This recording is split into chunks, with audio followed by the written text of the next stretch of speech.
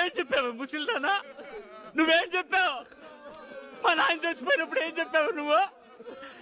దిక్కులోని పిల్లాడు నీకు దారి చూపించే వరకు ప్రాణాలతో ఉంటాను, నీకు దారి చూపించాక చేస్తానని చెప్తువే. ఇప్పుడు మా నాయన దగ్గరికి వెళ్తే ఇప్పుడు నేనేం చేసేదే చెప్పకుండా? 10 సంవత్సరాలు ఉంటాను, 15 సంవత్సరాలు ఉంటాను, 25 సంవత్సరాలు ఉంటాను, అబద్ధాలు చెప్పావు కదా దొంగ. నీ కొడుకుని కాలేజీలో చేరేవారు గుండ్రాయిలో ఉంటానని, ఆ తర్వాత పిటికిరి పోతానని చెప్పినా విన్నా నేను నమ్మినాను రా. ఇప్పుడు ఏం చేసేది? ఏ సుబ్బుతాయి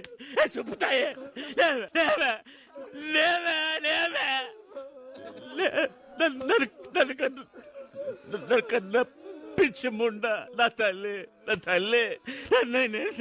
నేనేం చేసేదిరా? నన్ను వదిలిపెట్టిపోయిందిరా.